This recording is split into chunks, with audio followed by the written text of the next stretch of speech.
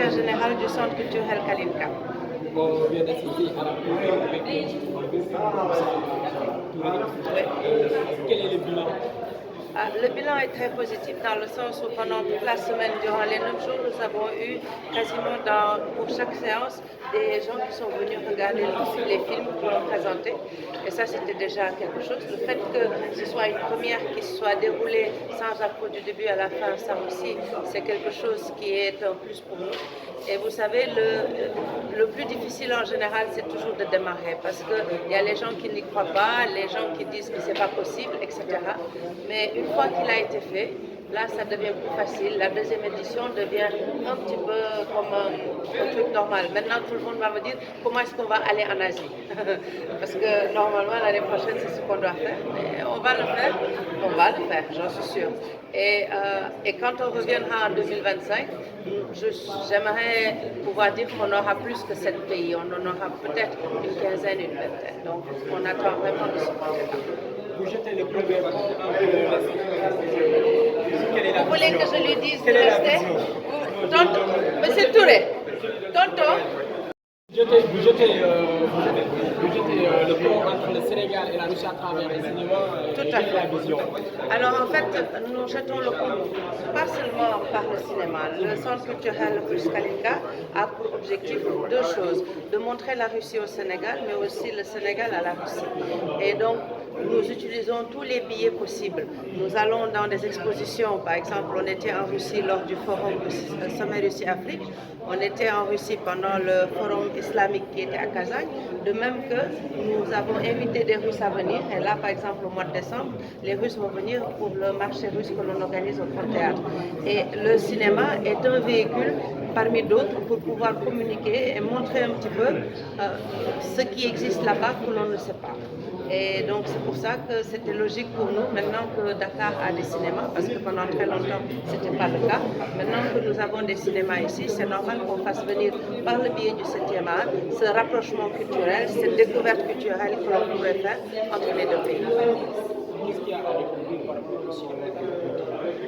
Vous savez, par le cinéma, on découvre les habitudes, on découvre comment on ressemble à certaines personnes, comment leurs actions, leurs réactions, comment leurs habitudes sont. Par exemple, si je vous donne l'histoire de l'imam, qui est un film qui a été tourné au Tatarstan.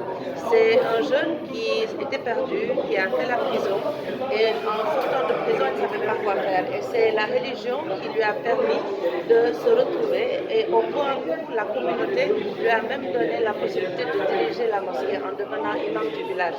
C'est quelque chose qui, pour nous Sénégalais, pour nous musulmans, exprime quelque chose sur lequel on peut se retrouver. Pourtant, ce sont tous des Tatars, ce sont des Russes qui ont fait ce film.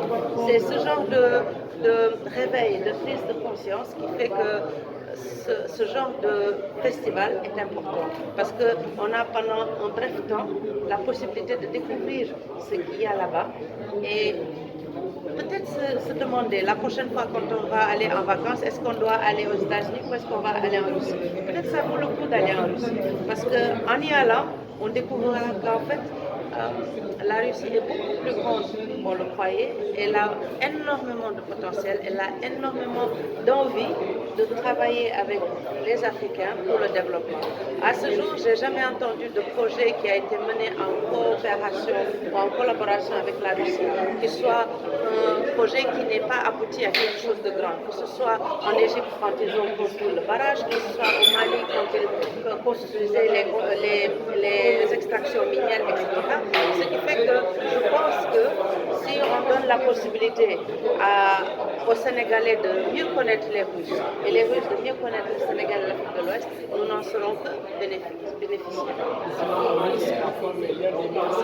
Tout à fait, Ousmane Sembène, dont le centenaire est cette année, je sais, tout à fait. Malheureusement, c'est un cinéma un peu méconnu chez nous. Absolument. Qu'est-ce que vous, comptez faire pour essayer de civiliser cela? Ah ben, ça s'explique assez facilement puisque moi j'étais jeune, on avait les salles de cinéma individuelles, c'était la direction de la cinématographie qui gérait la distribution des films et en général c'est les films hindous, c'est les films européens qui passaient, les films américains qui passaient et qui avaient le privilège. Après on n'avait pas de cinéma pendant beaucoup d'années et là maintenant que c'est réouvert, c'est maintenant que l'on doit réintégrer cela en faisant appel à d'autres distributeurs. Et par le biais de notre festival, par exemple, nous avons rencontré des distributeurs indiens, nous avons rencontré des distributeurs tatars qui sont intéressés par les films sénégalais, ouest-africains, qui m'ont même demandé, oui, comment est-ce qu'on peut entrer en contact avec les gens qui participent au festival de Ouagadougou. Et de notre côté, pour nous, nos cinémas ici, ils ont la possibilité de commander des films qui sont sortis de là-bas. Et ça, c'est important parce que les cinémas, en général, ils ont quelqu'un qui gère la distribution de leurs films, qui leur conseille quel film choisir. Et souvent, ils ne mettent pas les films russes ou les films d'Asie ou les films, comme ils disent, méconnus. Ils veulent toujours que ce soit des blockbusters. Et c'est là où peut-être nous devons changer un petit peu la donne. Nous savons, par exemple, quand nous aurons construit notre centre culturel, on croise les doigts sur ça, on aura des salles qui seront dédiées pour ce qu'on appelle art house, c'est-à-dire des projections de films qui ne sont pas pour le public, c'est pas pour le public, mais c'est pour pouvoir justement montrer plus fréquemment ces films-là qui sont méconnus et pourtant qui sont très célèbres dans leur pays. Vous savez, les 3 films qu'on a montrés de Malaisie, c'était des blockbusters dans toute l'Asie. Et nous, on les a découverts parce que l'ambassade a bien voulu les amener et nous les montrer. C'est dommage. Et pourtant, ils sont très beaux. Une question. Actuellement, on est en train de préparer 2 festivals. Celui de l'année prochaine, nous allons, avec les cinéastes qui veulent bien travailler avec nous, avec les propriétaires de films et distributeurs qui veulent bien travailler avec nous, qui sont au Sénégal, pour sélectionner une variété de films ou de courts-métrages ouest-africains sénégalais que l'on proposera à tous ces pays qui sont venus nous voir, et notamment en Russie, pour faire une tournée. Parce que c'est bon d'aller et de montrer.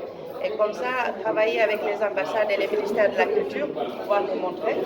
Et en même temps, préparer la 2e édition du Festival des films asiatiques qui aura lieu ici au mois d'octobre en 2025. Puisque là, maintenant qu'on va montrer à tout ce qu'on a pu faire avec 7 pays, peut-être qu'on en aura une dizaine de plus. Et ça serait tant mieux pour le Sénégal. Je sais que l'Iran et l'Indonésie voulaient participer cette année, mais c'était trop tard. Et donc, nous avons beaucoup d'espoir sur le fait que chaque année, nous allons pouvoir faire découvrir au Sénégal beaucoup plus et faire découvrir le Sénégal bien ailleurs, là où on n'est pas connu.